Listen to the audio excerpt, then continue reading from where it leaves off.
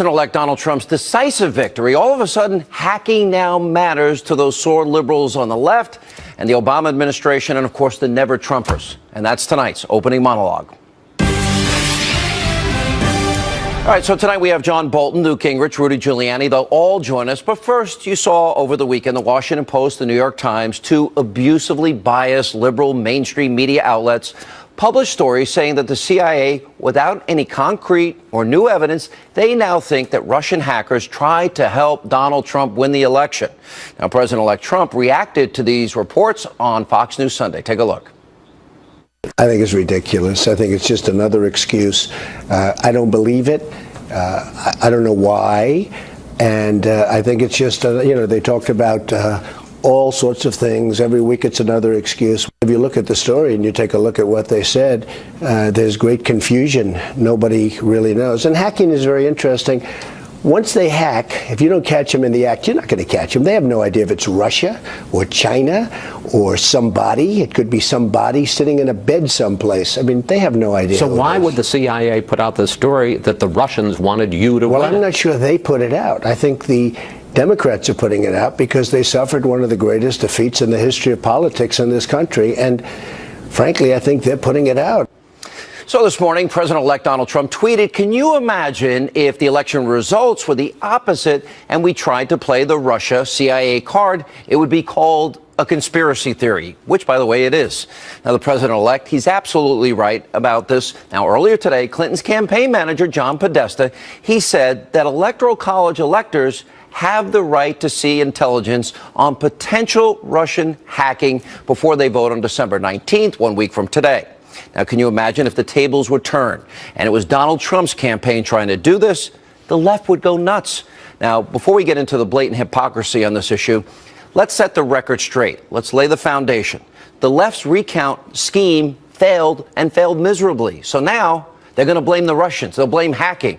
Now, there's no smoking gun.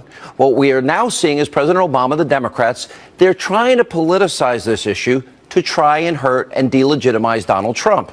Now, according to a new report, the FBI is now reaching a much different conclusion than the CIA on all of this because they have not found conclusive evidence that Russia was actually trying to help Trump win the election.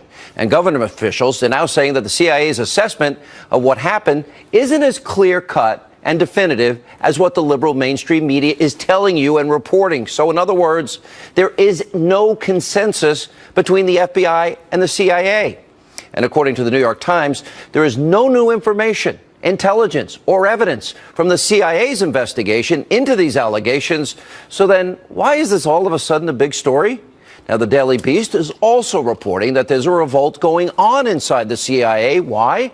Because employees, quote, hate Trump's guts, and they don't like his national security advisor nominee, retired Lieutenant General Michael Flynn. And then you have never-Trumpers like Senator McCain and Lindsey Graham.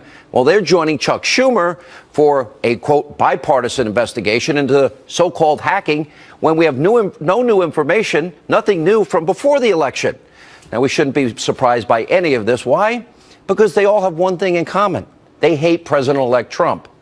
Now, if all these people care so much about these Russian allegations, then why didn't they feel the same way about Hillary Clinton's private server scandal and the great threat that that posed to our national security? You may remember when the FBI director, James Comey, said there was little doubt that foreign actors gained access to Hillary Clinton's emails. Remember this. We did not find direct evidence that Secretary Clinton's personal email domain, in its various configurations since 2009, was hacked successfully. But given the nature of the system and of the actors potentially involved, we assess we would be unlikely to see such direct evidence. We do assess that hostile actors gained access to the private commercial email accounts of people with whom Secretary Clinton was in regular contact from her personal account. And don't forget, Director Comey, he said Clinton's private server was less secure than a Gmail account. And according to Brett Baer's reporting from November, remember, authorities believe there was a 99% chance that up to 5 foreign intelligence agencies may have accessed Clinton's server and taken emails. So where was the great outrage from the left that is all up in arms now? And if they're so concerned about interference and influence, Well, why didn't they care about the media and their collusion with the Clinton campaign? Remember WikiLeaks? Well, they exposed how the mainstream media was caught red-handed. What were they trying to do? Influence the election, help Hillary Clinton win, including interim DNC chair Donna Brazile leaking debate questions to the Clinton campaign. How about doing an investigation into that? How did they help Hillary cheat?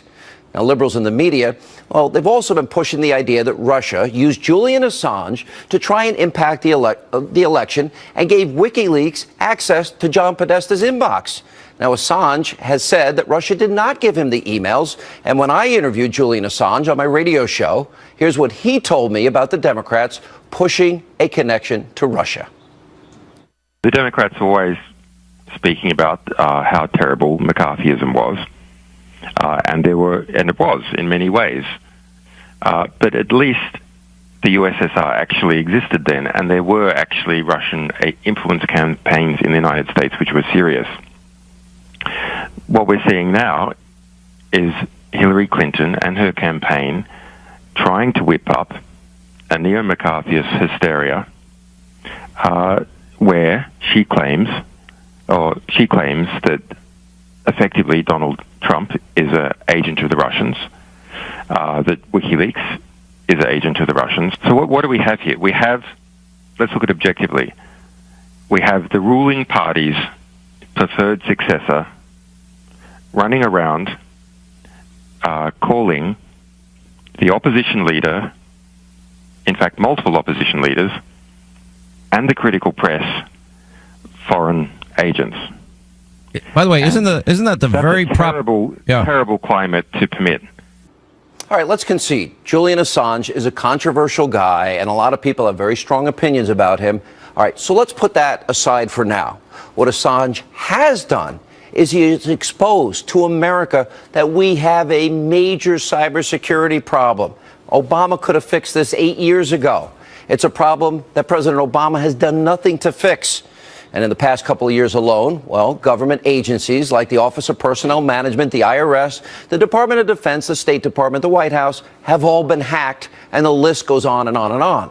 So where was the outrage from Obama and the left on that? It wasn't much, and now they're up in arms over allegations of hacking because they lost an election, so they want to delegitimize the guy that won. Well, let's keep in mind that while Democrats fire up their fake moral outrage machine, well, what are we going to do about it now? Here with reaction, Fox News contributor John Bolton. Good to see you. There's no new information. We knew it all ahead of time. The FBI and the CIA disagree. Nobody showed any outrage. You know, WikiLeaks goes back 10 years. Yeah. They haven't done anything to fix cyber. He hacked into NASA and the DOD when he was 16 years old. Yeah. Look, the Director of National Intelligence, James Clapper, said conveniently in early October that he assessed that it was the Russians that had hacked into the DNC a month before the election. It's one of the quickest consensuses to form within the intelligence community ever. And so now when you have Obama saying, let's have a report, by the way, before I leave office on this, it makes me nervous given over 8 years of politicization of the intelligence community by the Obama administration. Okay, this is important what you're saying. For example, do you remember when the CIA, and I want to make a distinction, I love our intelligence officials, the guys on the ground. They risk their lives for their country, and I love them. But other officials at the CIA, they did alter officially the talking points for Benghazi.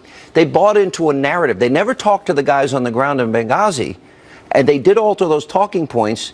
And they did buy into the false narrative that it was spontaneous, as if people had RPGs and mortars in their back pocket and just decided spontaneously to pull them out. Yeah, I can't underline enough from my own experience in government how shocked I was to hear the CIA was writing talking points for members of Congress on this issue to begin with. Right. It's one thing to supply the information. Intelligence is not a block of granite. There are facts and then there is analysis. And the analysis is open to interpretation by anybody who's involved in it. My concern here is that when you have this kind of controversial subject, the risk of politicization is very high.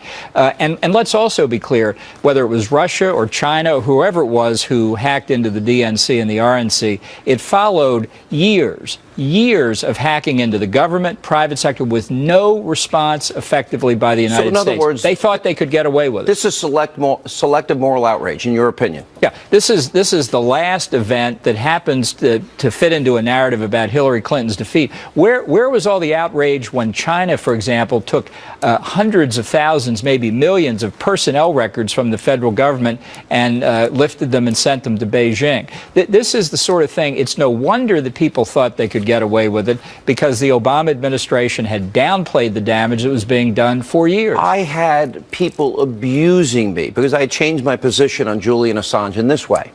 I said, he's done America a favor. He's exposed that we have no cybersecurity. That gives us a chance to fix it. And he also exposed how corrupt government is. I know you have not been a fan of his, but shouldn't we have learned 10 years ago to fix it? Well, unfortunately, Bradley Manning and Edward Snowden also exposed the problems. We do have problems with security if these guys can take the material they did out there. So I think as we look at who did this, I think it's very important that we do have an open discussion. Right, I want it to me, fixed. The reason I've raised the possibility of a false flag operation, that it was people planting evidence to point their finger at Russia, is there may be somebody else with stakes here. And if I could just say, I have not believed and have never said it was the Obama administration that did that. I think it was potentially another foreign government. And nobody's ever explained really why they are so certain it's the Russians. All right, John Bolton, I hope you end up serving in the Trump administration. I think you'd be a real asset to the country. I won't ask you if you're involved. Nobody gives me a straight answer anyway. And I wouldn't have either. But thank you very much. And coming up, former Speaker of the House, Newt Gingrich. He's here to react to the, quote, Russian hacking hysteria, and also tonight.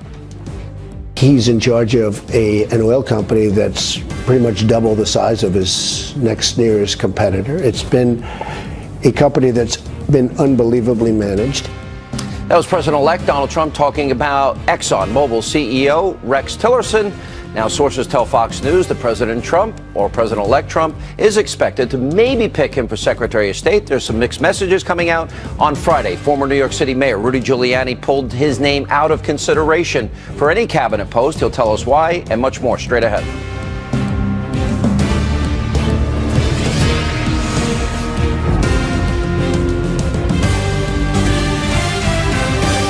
Welcome back to Hannity. Joining us now with more reaction to the liberal hypocrisy over hacking is the author of the best-selling book, Treason, former Speaker of the House, Fox News contributor Newt Gingrich. You also are coming out tomorrow with a brand new book on Trump, right? Yeah, we have a new book that's an electronic book on electing Trump. And I'm also tomorrow giving a speech at Heritage on the principles of Trumpism and how dramatic a change it's going to be for America. So very exciting time for us. And this is, by the way, about as stupid as anything I've seen the left try. I tried to say that, but you said it better. No, think about it. Barack Obama is now saying that his administration was so incompetent that they stood around sucking their thumb while the Russians snuck in and hacked into an American election because of the utter incompetence of the Obama defense system. Now, I don't know why one would want to go make that case. I happen to believe Obama is amazingly incompetent about national security, but he's basically making the case that they now have to investigate whether or not the Russians hacked in, despite the Obama national security system.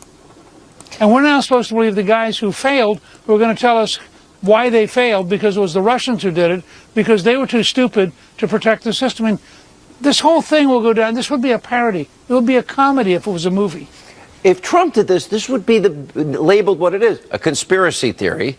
You know, think about this. So we had before the election Project Veritas exposing Democratic officials wanting to incite violence to impact an election.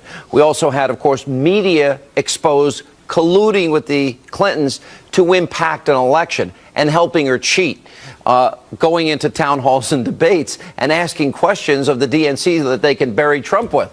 And I'm thinking, nobody cared about any of that hacking, or 99% certainty that foreign intelligence agencies got into Hillary's email server. That didn't bother anybody either. What is your reaction to the hypocrisy? You're laughing. Well, I have a whole new theory. No, here's my new theory, that they're right. The KGB did it, even though they've been gone for 20 years. The KGB came and they convinced Hillary to set up a truly stupid secret server. They then convinced Hillary to eliminate 33,000 emails, and they then convinced Hillary to lie about the rest. So it's not Hillary's fault. It's not Bill's fault. It's not the Democrats' fault. In fact, it's a secret Russian agent who undermined Hillary's ability to do anything competent. But she would have been a great president, except for the fact that this Russian kept manipulating her. Okay. Now, I mean, how do these people live with this stuff? There is zero. Understand, since before the election, zero new evidence. Not one bit, not one iota. At the end of the day, the CIA, the FBI disagree on the interpretation. The only thing that shifted is they took the same information they had way before the election and they put a new spin on it to politicize it. And the media is falling all over themselves when they didn't care about Hillary's email or their collusion. This is the perfect example of what I'm starting to call the propaganda media rather than the news media. The propaganda media tells you whatever they need to tell you for their left-wing values because they can't stand the truth. And so rather than covering the new president, I mean, look how well Trump was received at the Army-Navy game. Look at the outpouring of affection and enthusiasm. Well, if you are the propaganda media, that drives you crazy, and you got to grab something to try to smear him, so they do.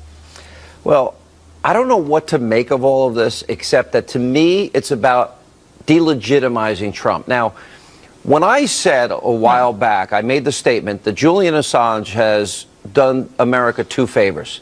He is exposed beyond any doubt. We don't have any working cybersecurity, and that gives us an opportunity to fix it. Number two, he exposed just how deeply, fundamentally corrupt not only the DNC is, but also America's news media. And he's done us a favor, probably inadvertently, but it's been a favor. And they've done nothing in all of that time to fix it. So if there was any influence, who would get the blame? I would argue Obama, since WikiLeaks now has been out there 10 years. Look, I don't, but let's be really clear. I don't believe that the Russians carried Pennsylvania. I think Donald Trump did. I don't think that the Russians carried Wisconsin. Donald Trump did. I don't think that the Russians carried Michigan. Donald Trump did. The problem the left has is they cannot come to grips with the reality that the American people are turning against them, that the American people have defeated them, and frankly, if the election were held today, the margin will be even bigger because people have now begun to realize that Donald Trump is not in any way the kind of things that the New York Times and the Washington Post said he was. He's not the caricature that they tried to paint leading up to the election. But the country, we really do need to wrap our arms around cybersecurity. And probably the person that put us in most jeopardy was Hillary. And when there's a 99% chance that at least 5 foreign intelligence agencies hacked into her top secret special access programs on her server that was in a mom and pop shop in a bathroom closet, you know, maybe they should have shown a little concern about that too, but they didn't. Well, look, I mean, that's the tragedy of this whole thing. What it does is it trivializes the serious. There were really serious security problems. They would normally be, I think, jail time for things on this scale. And only her political nature has saved her from going to jail. And well, I that think might change. We have really people need to confront how serious it was. Look, it's not Donald Trump's call. I know he said he doesn't want to bring any pain to the Clintons, but won't that be the decision of the Justice Department, sure, our incoming Attorney General? It won't be Donald Trump's decision, will it? Absolutely. No, and then the new Attorney General may decide to appoint an independent counsel so that there's no question of any kind of political agenda. But I think it's ironic that for the New York Times and the Washington Post, they can't cover the things that are real, so they have to make up junk in order to hide behind the noise. Well said. All right, Mr. Speaker, good to see you. Thank you for being with us. And coming up next tonight on this busy news night on Hannity. He's in charge of an oil company that's pretty much double the size of his next nearest competitor. It's been a company that's been unbelievably managed. Sources telling Fox News that President-elect Trump will pick the CEO of ExxonMobil, Rex Tillerson, to be his Secretary of State. We'll get reaction from former New York City Mayor Rudy Giuliani. You might recall last week he took his name out of consideration for a cabinet spot. He did this on Friday, so what does he think? of Trump's potential pick, and also tonight. We're talking about a candidate who's lost in a historic way in terms of the popular vote, but clearly won in the Electoral College. Is this something of a national emergency? Yes, CNN in a state of national emergency in terms of being unhinged with their biased coverage. Well, that's Monica Crowley and Doug Schoen coming up straight ahead.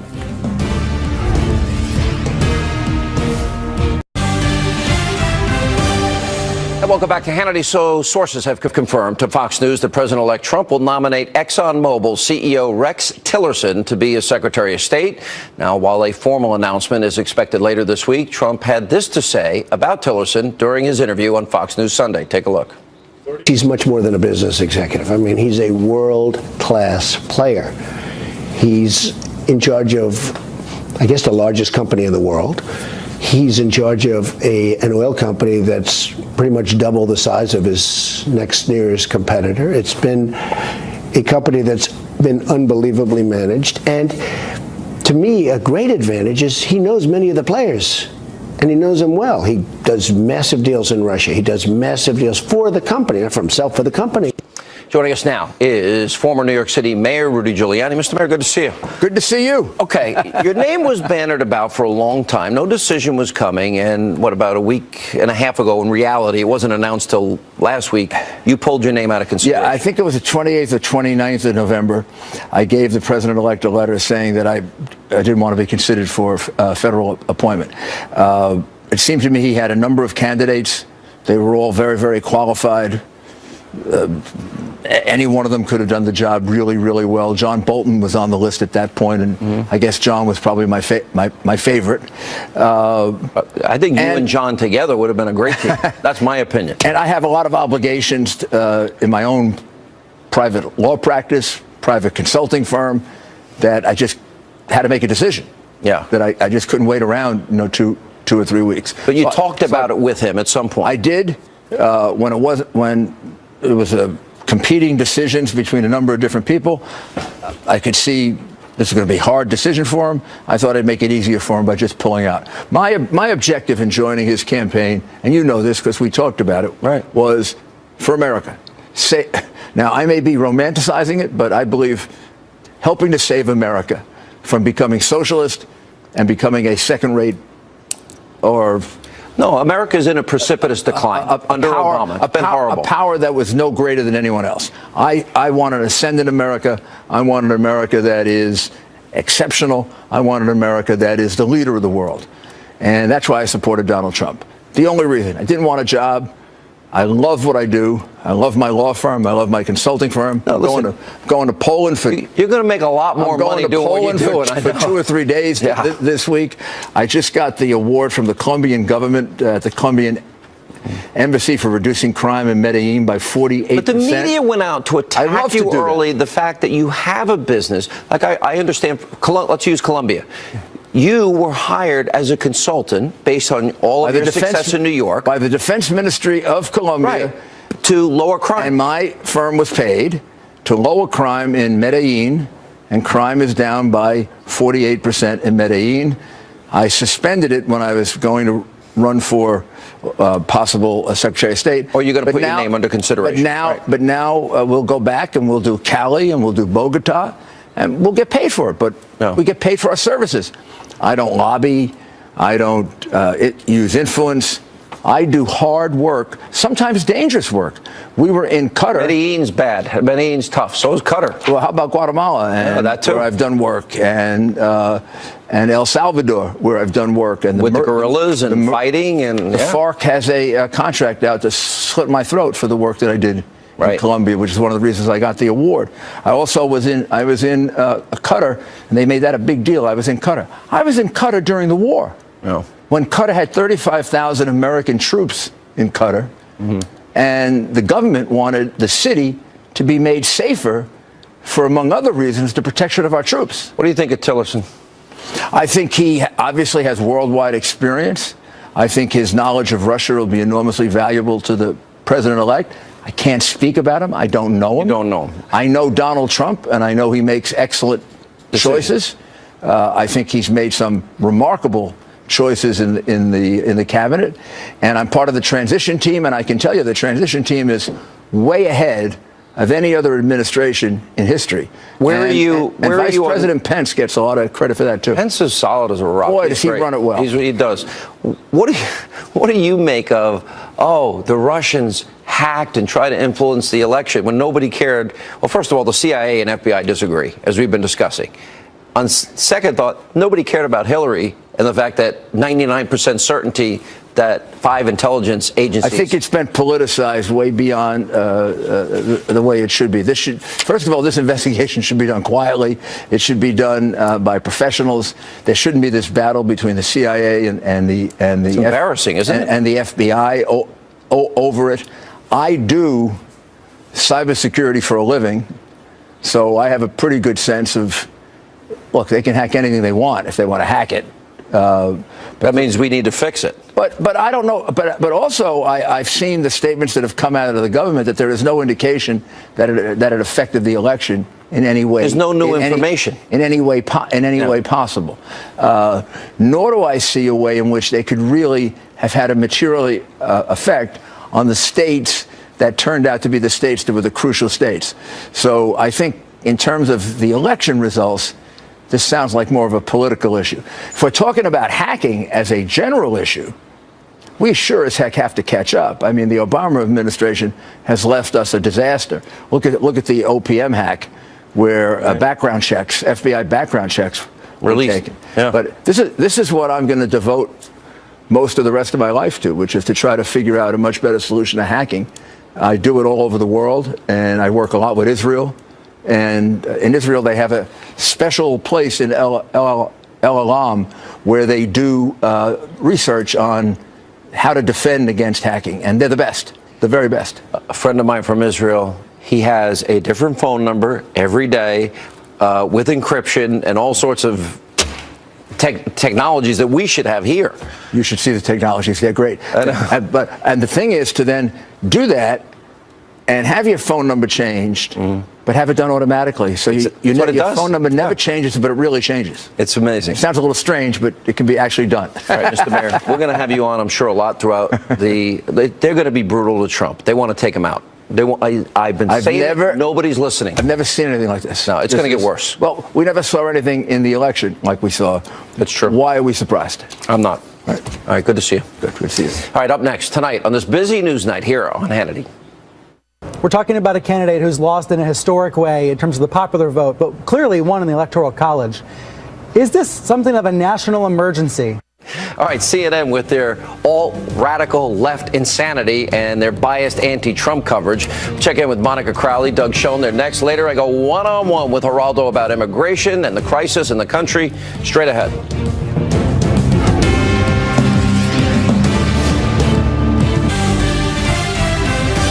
And welcome back to Hannity. So many liberals in the mainstream alt-left media, they continue to try and discredit President-elect Donald Trump and his victory.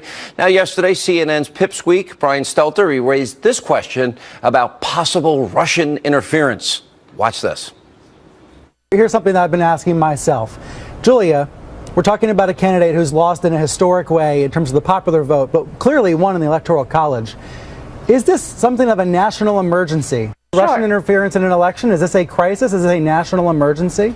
A Keith Olbermann wannabe. Now, while those at CNN continue to question November's free and fair election results, the liberals over at the New York Times, they're welcoming a new reporter to their team, Glenn Thrush. Of course, you might remember that he was the guy, the former Politico so-called journalist, who was outed by WikiLeaks for sending the Clinton campaign articles for approval before they're actually published. Here now with reaction, Fox News contributors Doug Schoen, Monica Crowley.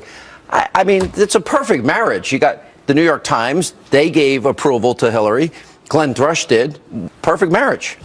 Well, you know, we've known that the elite left-wing media has been biased for decades, Sean. But what made this election cycle so different was that they ratcheted up to a whole other level. They opposed Donald Trump ideologically. They opposed Donald Trump personally. So not only do they hate him because he's not one of them, he's not an elitist, but also they fear him because what Donald Trump has promised and what we have seen so far in terms of his cabinet picks is that Donald Trump is promising and is going to deliver a complete reordering of the existing system. He's going to come in and smash the way things are done, not just diplomatically, not just economically, not just politically and culturally, but with the press as well. And so not only do they oppose him ideologically, but now they are terrified that he's going to strip their power away. Let me play some of the comedians, those that have left-wing opinions, Doug.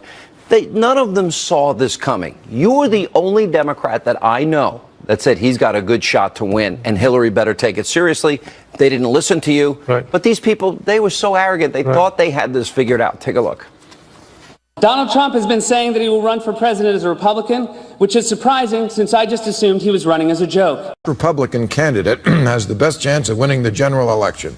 Of the declared ones right now, Donald Trump. This man has got some momentum, and we better be ready for the fact that he might be leading the Republican ticket. Next, I know you don't believe that, but I want to go on. Sorry to laugh. And it goes on. But now he's the president-elect. Right. Now they're trying to take away his legitimacy. Yeah, and here's what I would say. Look, I am a mainstream centrist. A former... You're a Democrat. And yes, and I was going to say a former advocate, ally, and supporter of the Clintons. But this is silly, and I'll tell you why. Donald Trump is the president-elect of all the United States. That's Democrats, Republicans, Independents. And what is so sad to me is that the bias that Monica speaks of is all too apparent. We need to pull together behind our president. We have serious global challenges, serious domestic challenges. Let's give the guy a chance to get inaugurated. Well, first it was the recount. Now you got John Podesta out there. Oh, the electoral college members all have a right to know. Isn't this all about taking away legitimacy? The very thing she excoriated Trump Absolutely. This is about delegitimizing Donald Trump as a person and as a president, delegitimizing his election, and therefore delegitimizing everything that he subsequently does as president. Doug speaks, and he is the exception to the rule in the Democratic Party. The far left, which is driving all of this, they are at war. They're at war not just with this president or the Republicans or the conservatives. They're at war with the very foundation of the country, Sean. I agree with you, but Doug, I've been saying this. It's gonna get worse. Which is going to promise you, all of us, because we're not born as Democrats and Republicans. We are Americans. I came out of the womb a conservative. Well, so did I. I was born December 30th. As an American, and I was brought up in the Eisenhower Johnson period to be focused on America. I agree with you, but and you know what? We all lose if this war continues. Oh, it's going to continue. I hope it's going to get worse. Trump governs as he has been making appointments. He's reached out to people. I would not have the graciousness.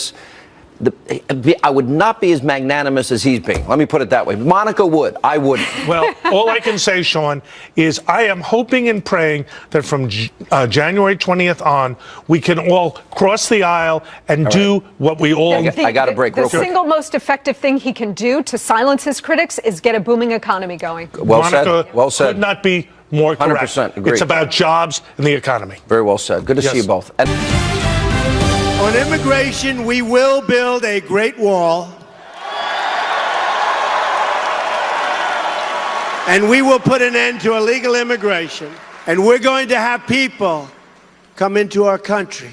Hundreds of thousands of people. We want them to come in because we're going to have big, beautiful doors in that wall. But they're going to come in legally, through a process, legally. President-elect Donald Trump promising to build a border wall to put an end to illegal immigration. Trump's promises couldn't come soon enough. According to the Immigration Reform Law Institute, Immigration and Customs Enforcement, they spent more than $100 million of your dollars to transport illegal immigrant children around the U.S. just in the past couple of years. Also, according to reports, the Border Patrol, they've been forced to open a new shelter in Texas because of the large number of people flooding across the border. Here with reaction, Mr. Open Borders himself. Fox News, what? Did you vote for Trump? I want to know. I will tell you this. Tonight? That I totally blame this problem with the flood of undocumented immigrant children on Vladimir Putin and the KGB. They have definitely done it. It's the Russian hackers have done it. You're laughing at this like I am, right? No doubt. You know, The world is in flux right now, Sean. As you know, there are 65 million people estimated by the United Nations to have been displaced from their country for one reason or another. The ones we know about, obviously, Syria and Afghanistan and Eritrea. And I want to help them. Yeah, I like a safe zone. Food, water, medicine, supplies, baby formula. But why don't we propose something like that in Latin America also? I have no problem. You know, here you have places that have more murders per capita, places like Honduras and Guatemala, than they do in some places of Syria. Medellin. Why don't we? Colombia, I think, has healed itself in an admirable way. But I think that we should pay more attention to the economic well-being and the law and order aspects of Central America. But with that said, I agree, and I want to be compassionate. I don't think victims of civil war, for example, in Syria, we can send food, water, medicine, supplies, baby formula, secure an area for them. That would be the right moral thing to do. But we got to build the wall. We've got to protect our own borders because it's costing us trillions in dollars. We got to eliminate criminal aliens. You want them all out too, right? Absolutely. Every one of them. No, I think that Trump we're in line with each other in terms of priorities and who goes. So that means you voted for Trump. I'm relentless. But let me, but you make me lose my train of thought. Good. Here you have a situation where you have all of the tens of thousands of children being rushed across the border. Ironically, the something bitter irony is, why are they coming now? Why were there 45,000 last month as compared to a year ago? They've been coming for years. They're coming because they fear the wall. They fear that the wall will start construction on January 20th, and they won't be able to come and go the way they have been for decades. Listen, how about let's build the wall. If you have a leaky boat, wait, you're a boater, right? Yes. You have a leaky boat, what's the first thing you do? No, you plug the hole. Let's plug the hole, and then we'll deal with the criminal aliens. You know, and then we'll go from there. My beautiful 11-year-old soul, she said, Daddy, why don't we have a wall? Don't countries separate themselves with walls? Right. And there's an 11-year-old saying that. And I said, you know, honey, that's why I don't really object to the wall anymore. If you want to build a wall, like I said, build the wall. Finally, it's taken years. No, but I just don't think that that's the solution to the problem. What are you going to do? Hannity, you're right. You've been right the whole time about the wall.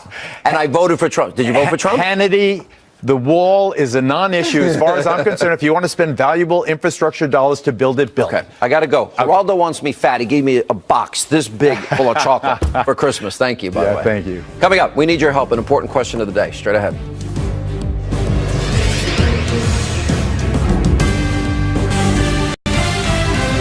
All right, time for our question of the day. So is all the talk about Russia interfering in an election an attempt by the left to undermine and delegitimize Donald Trump's victory?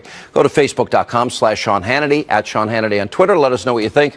But that's all the time we have left this evening. As always, thank you for being with us. We'll see you back here tomorrow night.